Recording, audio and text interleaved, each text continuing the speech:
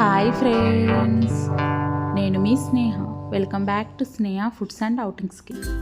Today breakfast recipe semiya upma. సింపుల్గా, టేస్టీగా, అలాగే పొడి పొడిగా సేమియా ఉప్మాని ఎలా ప్రిపేర్ చేయాలో ఈ వీడియోలో చూసేద్దాం. వీడియోని అయితే ఫస్ట్ నుండి లాస్ట్ వరకు స్కిప్ చేయకుండా అయితే చూసేయండి.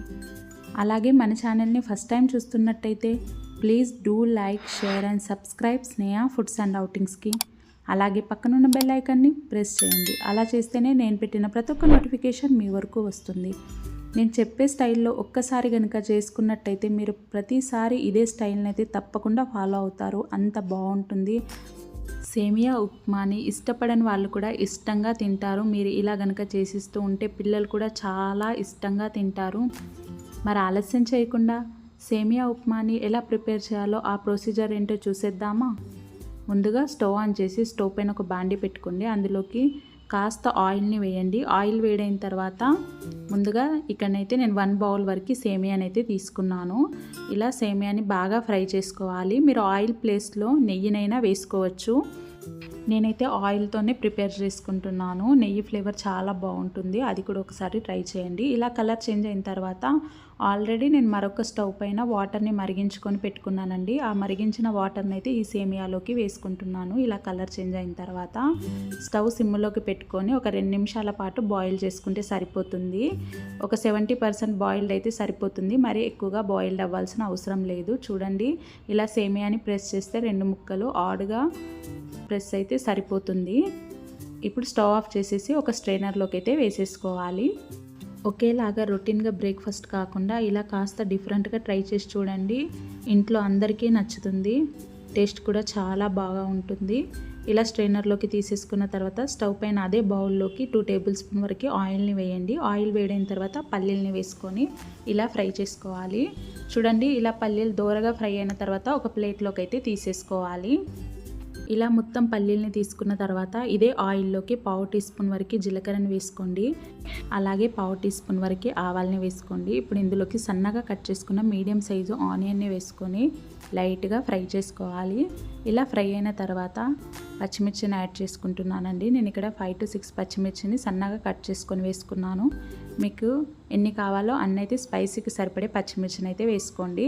ఇప్పుడు ఇందులోకి 2 రెమ్మల కరివేపాకును వేసుకుంటున్నాను. అలాగే పచ్చి బఠానీని ఆల్రెడీ ఉడికించి పెట్టుకున్న బఠానీని వేసుకుంటున్నాను. మీరు ఫ్రోజన్ బఠానీ అయితే డైరెక్ట్ వేసుకోవచ్చు. ఇప్పుడు ఇందులోకి ఫ్రై చేసిన పల్లీల్ని కూడా వేసేసుకొని ఇలా బాగా కలుపుకోండి. ఇలా మొత్తం కలుపుకున్న తర్వాత ఇందులోకి చిటికెడు పసుపు అనేది వేసుకోండి. పసుపు అనేది ఆప్షనల్ అండి, కావాలంటే వేసుకోండి లేదా స్కిప్ చేసేయండి. అలాగే రుచికి సరిపోయే సాల్ట్ని వేసుకొని ఇలా బాగా మిక్స్ చేసుకోండి. ఇలా మొత్తం మిక్స్ చేసుకున్న తర్వాత మూత పెట్టేసుకొని ఒక 2 నిమిషాల పాటు ఫ్రై చేసుకోవాలి. మీరు ఇందులో క్యాప్సికమ్ లేదా క్యారెట్ని కూడా వేసుకోవచ్చండి. నేనైతే ఇక్కడ ఓన్లీ బఠానీతోనే ప్రిపేర్ చేసుకుంటున్నాను. బఠానీని అయితే ఆల్రెడీ కాస్త ఉడికించుకోవాలి లేదా ఫ్రై అవ్వడానికి కాస్త టైం ఎక్కువగానే పడుతుంది. ఇలా 2 మినిట్స్ అయిన తర్వాత మూత తీసి ఇలా మరొకసారి బాగా కలుపుకోండి.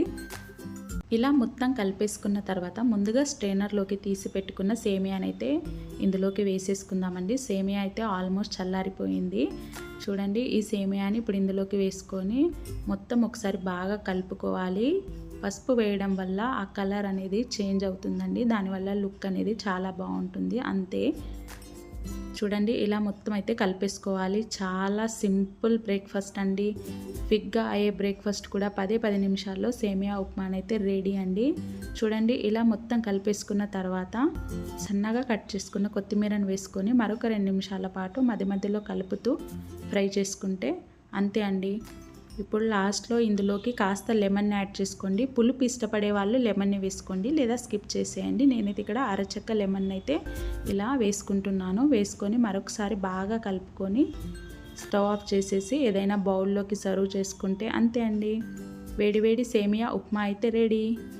నేను చెప్పే మెజర్మెంట్స్తో అలాగే నేను చెప్పే స్టైల్లో ఒక్కసారి ట్రై చేసి చూడండి. అలాగే టేస్ట్ ఎలా వచ్చిందో కామెంట్ బాక్స్లో తప్పకుండా కామెంట్ చేయండి. ఇక్కడ చూసుకున్నట్టయితే 1 కప్ సేమియాకి అయితే 3 మెంబర్స్కి సరిపడే బ్రేక్ఫాస్ట్ అయితే రెడీ అయింది.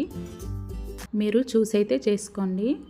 స్పైసీ ఎక్కువగా కావాలనుకుంటే మరికొన్ని పచ్చిమిర్చిని కూడా యాడ్ చేసుకోవచ్చు.